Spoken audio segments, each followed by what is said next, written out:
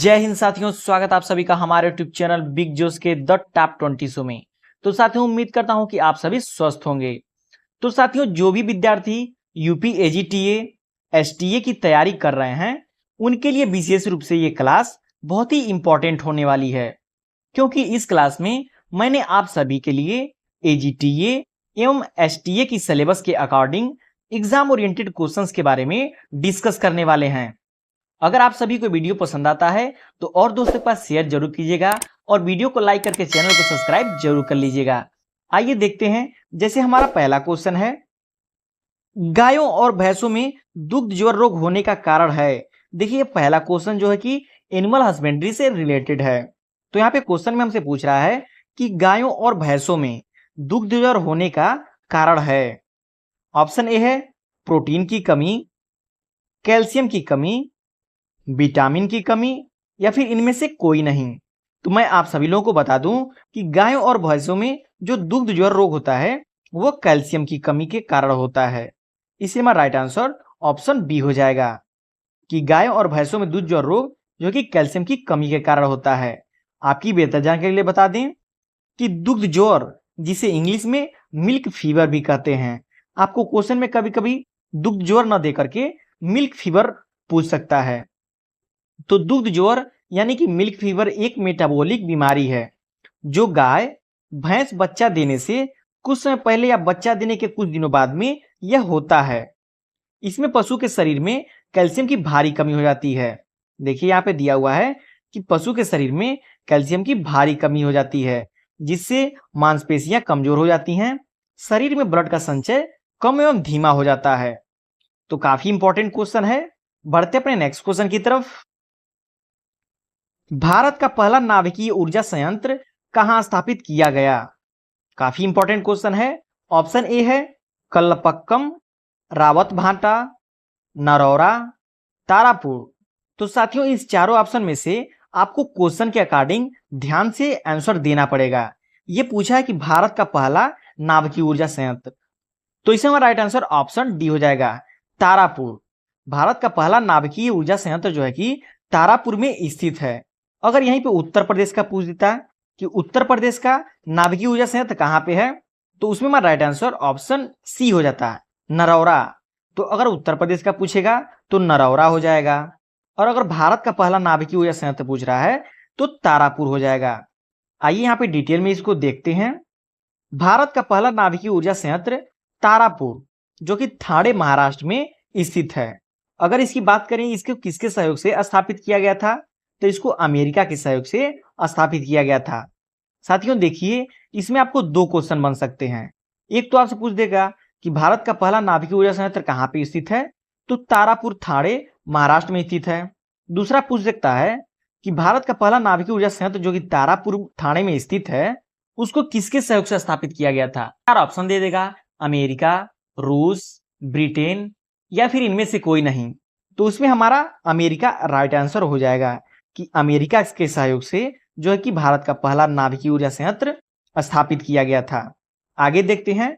यह 1969 में स्थापित तथा 1400 मेगावाट की कुल नाभिकीय ऊर्जा संयंत्र है।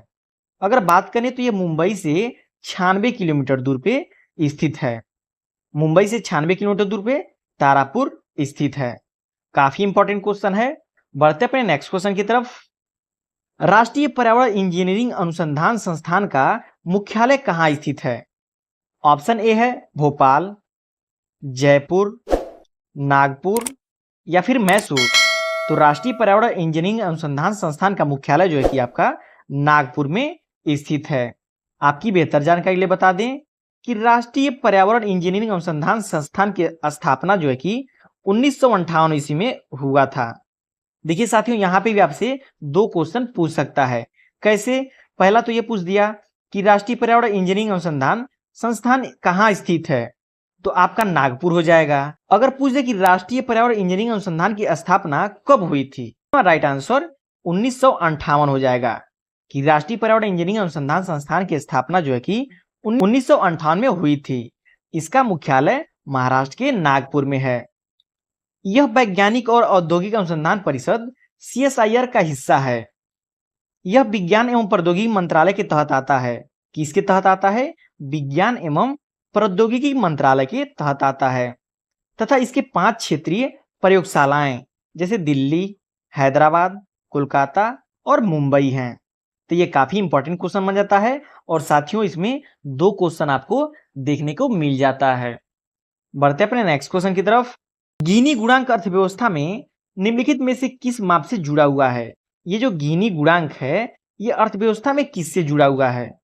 मुद्रास्फीति दर से, गरीबी सूचकांक से, या फिर आय असमानता से, या फिर व्यक्तिगत आय से? तो इसे हमारा राइट आंसर ऑप्शन सी हो जाएगा, आय असमानता से। गिनी गुणांक अर्थव्यवस्था जो है कि आय असमानता की माप से जुड़ा हुआ है। आपकी बेहतर जानकारी बता दें कि गिनी गुणांक आय असमानता की माप की सबसे प्रचलित विधि भी है। इसे इटालियन सांख्यिकीविद कोरेडो गिनी ने विकसित किया था। अगर पूछ दे किसने विकसित किया था तो कोरेडो गिनी ने विकसित किया था। गिनी गुणांक का अधिकतम मूल्य 1 के बराबर होगा। यह भी आपको ध्यान देने योग्य बात है कि गिनी गुणांक का अधिकतम मूल्य जो है कि 1 के बराबर होगा। तथा अगर न्यूनतम की बात करें तो न्यूनतम मूल्य जो है कि 0 के बराबर होगा। तो यहाँ पे आपको 3 क्वेश्चन देखने को मिल जाते हैं। पहला कि गिनी गुणांक जो है कि आय असमानता से संबंधित है। दूसरा, गिनी गुणांक का अधिकतम मूल्य जो है कि 1 के बराबर होता है और न्यूनतम मूल्य जो है कि 0 के बराबर होता है। आगे देखते हैं, गिनी गुणांक में 0 का मतलब पूरी तरह से समानता, जबकि 1 का मतलब है पूरी तरह से असमानता। तो ये भी काफी इंपॉर्टेंट क्वेश्चन बन जाता है। बढ़ते अपने नेक्स्ट क्वेश्चन की तरफ। उत्तर प्रदेश के निम्नलिखित में से किस जिले की सीमा उत्तराखंड, हरियाणा, हिमाचल प्रदेश के साथ मिलती हैं? ये देखिए काफी मोस्ट इंपॉर्टेंट क्वेश्चन बन जाता है। ऑप्शन ए है मेरठ, सोनभद्र, सहारनपुर, मुजफ्फरपुर। तो इसमें राइट आंसर ऑप्शन सी हो जाएगा, सहारनपुर।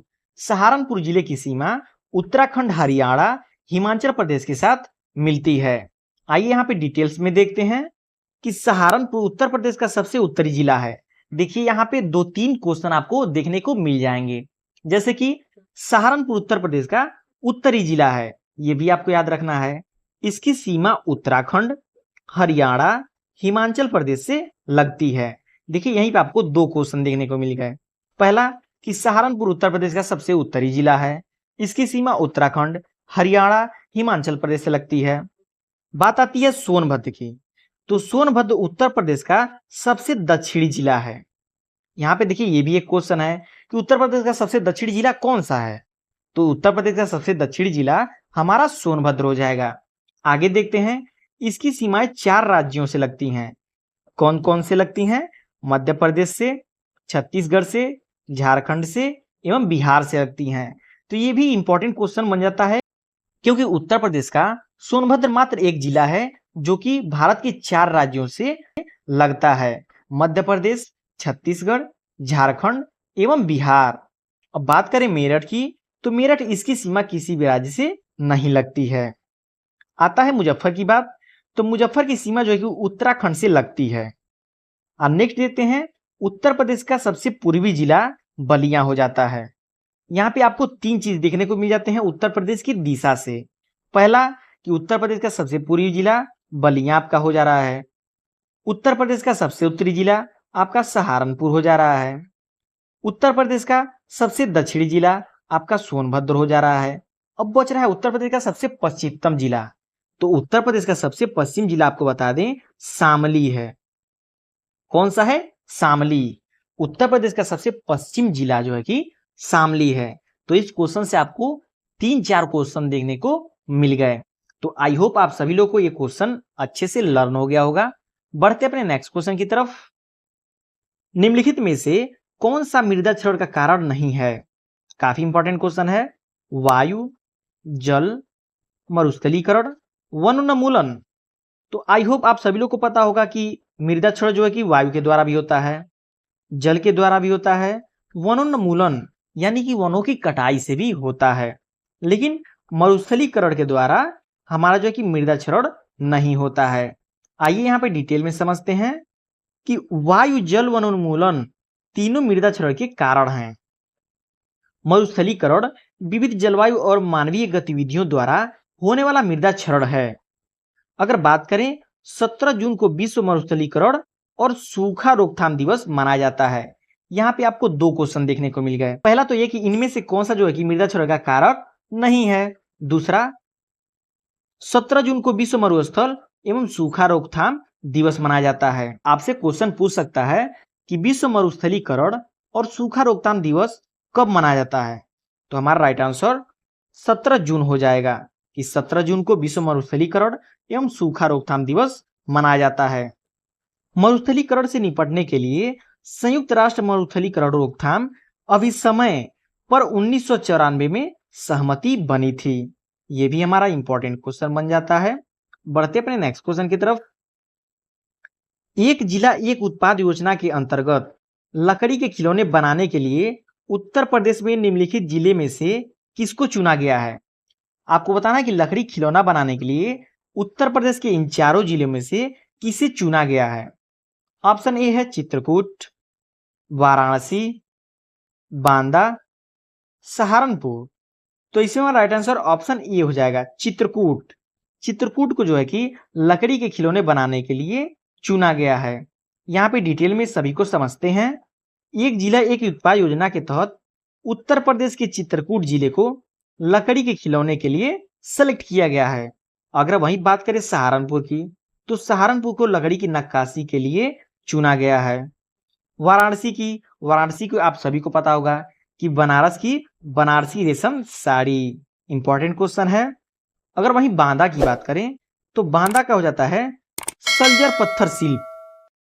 तो ये सभी इंपॉर्टेंट क्वेश्चन है क्योंकि एक जिला एक उत्पाद से एक क्वेश्चन आने तय होते हैं, जो कि आपके एजीटीए में यूपी स्पेशल एक अहम हिस्सा है। बढ़ते अपने नेक्स्ट क्वेश्चन की तरफ। वर्ष 2020-21 के दौरान भारत ने निम्नलिखित में से किस देश के साथ कृषि निर्यात में सर्वाधिक वृद्धि दर्ज की है। इंपॉर्टेंट क्वेश्चन है, ये एसटीए के लिए बहुत ही इंपॉर्टेंट क्वेश्चन बन जाता है। ऑप्शन ए है इंडोनेशिया, जापान, फ्रांस, ऑस्ट्रेलिया।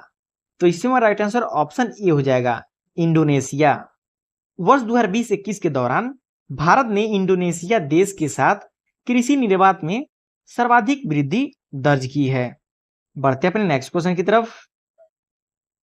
जून 2021 में इटली ने भारत में अपना पहला फूड मेगा पार्क निम्नलिखित में से किस स्थान पर शुरू किया। ऑप्शन ए है जयपुर राजस्थान, फणीधर गुजरात, लुधियाना पंजाब, कोच्चि केरल। तो इसमें हमारा राइट आंसर ऑप्शन बी हो जाएगा, फणीधर गुजरात। आपकी बेहतर जानकारी के लिए बता दें, इटली ने भारत में अपना पहला फूड मेगा पार्क गुजरात के महसाणा जिले के फणीधर में शुरू किया। इसका उद्देश्य दोनों देशों के कृषि उद्योग के बीच तालमेल बनाना है और इस क्षेत्र में नई और अधिक कुशल प्रौद्योगिकी के अनुसंधान और विकास पर ध्यान केंद्रित करना है। तो ये इंपॉर्टेंट क्वेश्चन बन जाता है।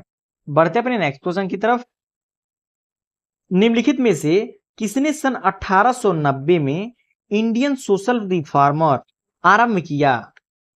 ऑप्शन ए है आईसी विद्यासागर, के वीरेशलिंगम, एमजी रनाडे, के एन नटराजन। तो इसे हमारा राइट आंसर ऑप्शन डी हो जाएगा, के एन नटराजन। उत्तर प्रदेश के किस जनपद में मॉडर्न कोच फैक्ट्री स्थापित है। इंपॉर्टेंट क्वेश्चन है।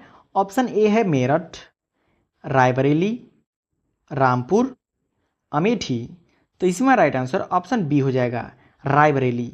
उत्तर प्रदेश के रायबरेली जनपद में मॉडर्न कोच फैक्ट्री स्थापित है। बढ़ते अपने नेक्स्ट क्वेश्चन की तरफ। निम्नलिखित में से कौन सा एक सही सुमेलित नहीं है। आपको बताना है कि इन चारों में से कौन सा एक सही सुमेलित नहीं है। ये जिला है और ये मुख्यालय है। अंबेडकर नगर, अकबरपुर बिल्कुल सही है। कानपुर देहात, बिधुना, ये बिल्कुल गलत है। बिधुना किसी का भी मुख्यालय नहीं है। कानपुर देहात का मुख्यालय जो है कि हो जाता है अकबरपुर माती, अकबरपुर माती। नेक्स्ट है संत कबीर नगर, खलीलाबाद, बिल्कुल सही है। अमेठी का गौरीगंज, बिल्कुल सही है। तो इसी में राइट आंसर ऑप्शन बी हो जाएगा, कानपुर देहात जो है कि विधुना से संबंधित है। ये गलत ऑप्शन है, लेकिन राइट आंसर हमारा यही हो जाएगा, कानपुर देहात। कानपुर देहात का मुख्यालय जो है कि अकबरपुर माती है। आते हैं अपने नेक्स्ट क्वेश्चन की तरफ। निम्नलिखित में से कौन सा कीट नहीं है? आपको बताना कि इन चारों में से कौन सा एक इंसेक्ट नहीं है। मकड़ी, तितली, तिलचट्टा, मच्छर। तो देखिए ये एंटोमोलॉजी का क्वेश्चन है जो कि एजीटीए में पूछा जा सकता है। तो इसमें हमारा मकड़ी जो है कि मकड़ी एक कीट नहीं है। बाकी तितली, तिलचट्टा, मच्छर ये तीनों कीट की श्रेणी में आते हैं। बढ़ते अपने नेक्स्ट क्वेश्चन की तरफ। उत्तर प्रदेश में कृषि के महत्वपूर्ण सूक्ष्म जीवों का राष्ट्रीय ब्यूरो कहाँ स्थित है? मोस्ट इंपॉर्टेंट क्वेश्चन है क्योंकि सूक्ष्म जीवों से संबंधित है। सूक्ष्म जीवों का राष्ट्रीय ब्यूरो ऑप्शन ए है सीतापुर में, गाजियाबाद में, वाराणसी में, मऊ में। तो इसमें हमारा राइट आंसर ऑप्शन डी हो जाएगा, मऊ में। उत्तर प्रदेश में कृषि के महत्वपूर्ण सूक्ष्म जीवों का राष्ट्रीय ब्यूरो जो है कि मऊ में स्थित है। अगर बात करें कि वाराणसी में क्या है, तो वाराणसी में IIVR स्थित है। इसका फुल फॉर्म क्या होता है? Indian institute of vegetable research, जो कि वाराणसी में स्थित है। मोस्ट इंपॉर्टेंट क्वेश्चन है। बढ़ते अपने नेक्स्ट क्वेश्चन की तरफ। उत्तर प्रदेश के निम्नलिखित में से किस जिले में संतरे का उत्पादन सर्वाधिक होता है? मोस्ट इंपॉर्टेंट क्वेश्चन है क्योंकि उत्तर प्रदेश में किस जिले में संतरे का सर्वाधिक उत्पादन होता है? ऑप्शन ए है उन्नाव, गोंडा, सहारनपुर, बलरामपुर। तो इसमें हमारा राइट आंसर ऑप्शन सी हो जाएगा, सहारनपुर। अगर यहाँ पे ट्रिक की बात करें तो एक मैं ऐसा ट्रिक बताऊंगा आप लोगों को, आप कभी इस क्वेश्चन को नहीं भूलेंगे। कैसे? कि यहाँ पे पूछा है कि किस जिले में संतरे का उत्पादन सर्वाधिक होता है? संतरा, संतरा, सहारनपुर। स से संतरा, स से सहारनपुर। देखिए बाकी तीनों में कहीं स नहीं आया है, लेकिन सहारनपुर में पहला अक्षर जो है कि स से रिलेटेड है और संतरा भी स से है। तो स से सहारन, स से संतरा। तो आई होप आप लोगों को समझ आ गया होगा। बढ़ते अपने नेक्स्ट क्वेश्चन की तरफ। भारत के निम्नलिखित राज्यों में से किस राज्य में क्षारीय मृदा का सर्वाधिक क्षेत्रफल है? काफी इंपॉर्टेंट क्वेश्चन है। ऑप्शन ए है उत्तर प्रदेश, राजस्थान, पश्चिम बंगाल या फिर इनमें से कोई नहीं। तो इसमें हमारा राइट आंसर ऑप्शन ए हो जाएगा, उत्तर प्रदेश में। उत्तर प्रदेश राज्य में जो है कि क्षारीय मृदा का सर्वाधिक क्षेत्रफल है। आइए यहाँ विस्तार से समझते हैं कि उत्तर प्रदेश में देश का सर्वाधिक क्षारीय मृदा क्षेत्रफल है। क्षारीय मृदा में केशिका कर्षण की क्रिया के द्वारा सोडियम, कैल्शियम एवं मैग्नीशियम के लवण मृदा के ऊपरी सतह पर निक्षेपित हो जाते हैं। क्षारीय मृदा के उपचार के लिए जिप्सम का प्रयोग किया जाता है। देखिए यहाँ पे आपको दो क्वेश्चन मिल गए। पहला कि भारत के किस राज्य में क्षारीय मृदा का क्षेत्रफल सर्वाधिक है, वो हो गया हमारा उत्तर प्रदेश। नेक्स्ट है क्षारीय मृदा के उपचार के लिए किसका प्रयोग किया जाता है? तो क्षारीय मृदा के सुधार के लिए जिप्सम का प्रयोग किया जाता है। अगर यहाँ पे क्वेश्चन आपसे पूछ ले कि अम्लीय मृदा के सुधार के लिए किसका प्रयोग किया जाता है, तो अम्लीय मृदा के सुधार के लिए चूने का प्रयोग किया जाता है। काफी इंपॉर्टेंट क्वेश्चन है। बढ़ते अपने नेक्स्ट क्वेश्चन की तरफ। HANPV जैविक नियंत्रण का प्रयोग किया जाता है। किसके लिए प्रयोग किया जाता है? माहू कीट, चना फली छेदक, जेसिड या धान का तना छेदक। तो इसमें हमारा राइट आंसर ऑप्शन बी हो जाएगा, चना की फली छेदक। HANPV जो है कि चना की फली छेदक की नियंत्रण के लिए प्रयोग किया जाता है। काफी इंपॉर्टेंट क्वेश्चन है। नेक्स्ट क्वेश्चन है, संचार की प्रक्रिया में निम्नलिखित में से कौन सा श्रव्य साधन है? देखिए ये हमारा एक्सटेंशन का क्वेश्चन मिल जाता है जो कि एजीटीए सिलेबस के अकॉर्डिंग है। ऑप्शन ए है कठपुतली तमाशा, स्लाइड शो, ड्रामा, जन संबोधन प्रणाली। तो इसमें राइट आंसर ऑप्शन डी हो जाएगा, जन संबोधन प्रणाली जो है कि श्रव्य साधन है। यहां डिटेल में देखते हैं कि संचार की प्रक्रिया में निम्नलिखित में से जन संबोधन प्रणाली जो है कि श्रव्य साधन है। दृश्य साधन की बात करें तो स्लाइड शो जो है कि दृश्य साधन है। श्रव्य की बात करें तो जन संबोधन प्रणाली, रेडियो ये श्रव्य साधन में आते हैं। श्रव्य दृश्य साधन ड्रामा की बात करें तो श्रव्य दृश्य साधन ड्रामा में कठपुतली आता है तमाशा भी आता है। तो देखिए यह एक इम्पॉर्टेंट टॉपिक है जिससे एक क्वेश्चन एग्जाम में आने तय है। 100% आपको बता दे रहे हैं कि इस टॉपिक से एक क्वेश्चन आने तय है। बढ़ते अपने नेक्स्ट क्वेश्चन की तरफ। न्यूट्रीपोनिक्स क्या है? मृदा में खेती, पानी में खेती, पोषक तत्वों में खेती या फिर इनमें से कोई नहीं। तो इसमें हमारा राइट आंसर ऑप्शन सी हो जाएगा। पोषक तत्वों में जो खेती की जाती है उसे न्यूट्रीपोनिक्स कहा जाता है। आइए यहाँ पे डिटेल में कुछ और तथ्यों को समझते हैं। जैसे पोषक तत्वों में खेती करना न्यूट्रीपोनिक्स कहलाता है। यहाँ पे बात आती है हर्बिगेशन।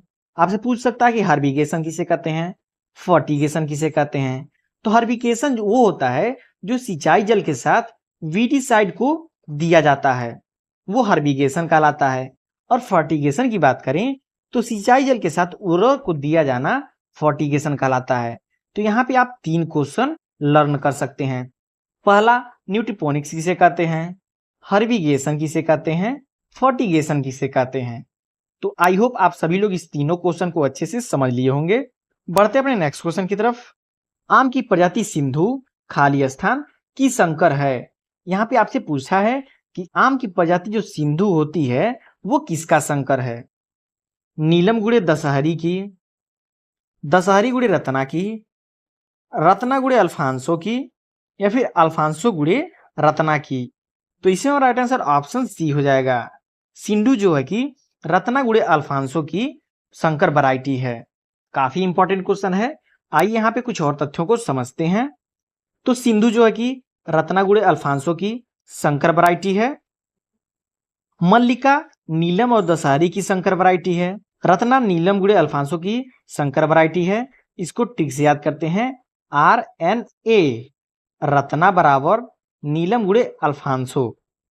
आम्रपाली दशहरी गुड़े नीलम की संकर वैरायटी है। अर्का अनमोल की बात करें तो अल्फांसो गुड़े जनार्दन पसंद की वैरायटी है। तो साथियों ये रहे आपके 20 मोस्ट इंपॉर्टेंट क्वेश्चन जो कि AGTA की एग्जाम में आने की 100% संभावना है एवं STA में भी। तो साथियों आई होप आप सभी लोग को सारे क्वेश्चन अच्छे से समझ आए होंगे और लर्न हो गए होंगे। तो कोई भी डाउट हो तो कमेंट करके जरूर पूछ लीजिएगा। मिलते हैं नई क्लास में एक नई टॉपिक के साथ। तब तक के लिए टेक केयर।